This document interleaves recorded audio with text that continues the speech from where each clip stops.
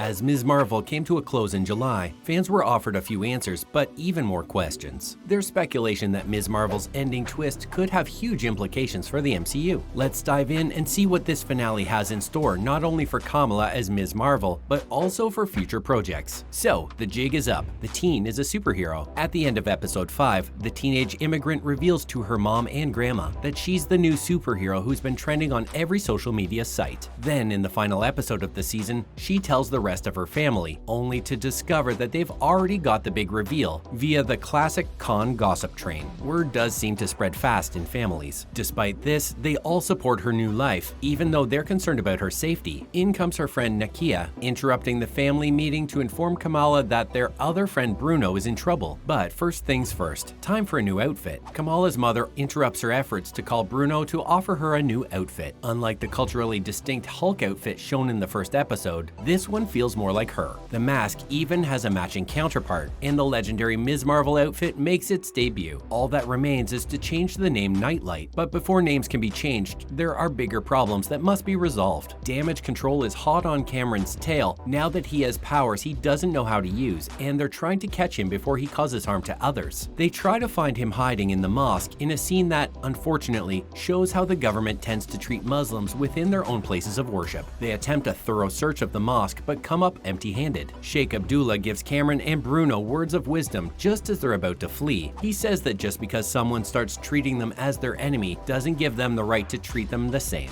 We guess it struck a nerve because we just saw how he applies it in his own life. When Damage Control shows up at the mosque, he is calm but uncooperative. Then things get complicated. As Cameron finds out the truth about his mother's fate, he's overcome with emotion and acts out his pain through his powers in a way that endangers everyone around him. For a while, she appears to be in over her head, praying to get bigger, but finally, her embiggening skills come in handy. It's about time. She's able to stop Cameron from harming anyone else by tapping into her unknown potential. After simultaneously saving her friends and the people of Jersey City, the teen can finally consider herself a full-fledged superhero, now with an awesome new name thanks to Mr. Khan. But the end of her first stint as a super doesn't mean her problems are over. In fact, it looks like they're just getting started. First, Bruno's telling her she might be a mutant, and then there's that post-credits scene. Let's dissect it, shall we? So, Kamala might be a mutant. In the last episode, the teen and her friends are chatting when Bruno reveals that after having a little look at her DNA, it looks like it might be a bit messed up, mutated even. So what does this mean? This shocking reveal is followed by familiar notes from the 1990s animated X-Men show, maybe hinting that Kamala is most likely a mutant. For years, Marvel Cinematic Universe had no rights to the X-Men and their mutant brethren, but ever since Disney absorbed Fox in 2019, fans have been wondering when mutants might make an appearance in the MCU. In Doctor Strange in the Multiverse of Madness, an alternate universe version of Patrick Stewart's Professor X appeared, but Ms. Marvel is the first official mutant in the main Marvel storyline. Her mutant ancestry is also a big deviation from the comics. Kamala was originally written as an Inhuman on the page, an elite superhuman having alien genes. When she was accidentally exposed to Terrigen Mist, her powers were activated. Now, since the Inhumans have been pretty much absent from the larger MCU, changing her on-screen origin from an Inhuman to a mutant shouldn't be too surprising. A poorly received ABC TV show was quickly cancelled, but although Anson Mount's Black Bolt made a brief appearance in the Multiverse of Madness, he was killed off almost instantly. But that's not all. Let's not forget the post-credits scene. Once the episode is over, we catch a glimpse of Kamala back home in her room. That's when her bangle starts to light up and poof, she's gone. And who comes in her place? It's none other than Carol Danvers, aka Captain Marvel, Kamala's idol. Carol also doesn't seem thrilled to be trapped in New Jersey. To be fair, if you were suddenly whisked away to a room covered in posters of your face, you'd probably freak out as well. The question is now, what happened to Kamala? It looks like she and Carol have switched places, which means our little hero may be anywhere right now, even up in space. Then there's the question of whether this is all just a big ruse, or is this really a classic switcheroo? In the comics, she has some shape-shifting abilities and even briefly transforms into a version of Captain Marvel before becoming empowered to fight evil as herself. But while it's possible that the show is nodding at its source material by making her morph into Carol, it's also probably not happening. Not only is bringing a whole new superpower in a post-credit scene a terrible storytelling choice, but Captain Marvel, who appears in the teen's room, is wearing her own costume, not Kamala's. Finally, it's confirmed that Carol does return. After the scene wraps up, a title card confirms that this is the real Carol Danvers by revealing Ms. Marvel's return in the upcoming film The Marvels. The movie, set to be released in July 2023, will feature her, Carol, and Monica Rambeau, who team up to fight an evil that has yet to be revealed. Ms. Marvel's final scene is very likely the first step in the way of these three women. We always love a female-centric plotline. Who runs the world? But what could be the reason for her disappearance? In episode 3, Najma and Ms. Marvel's great-grandmother Aisha discovered the bangle in a temple in 1942 India while searching for a way to get back to their original dimension. There wasn't supposed to be just one.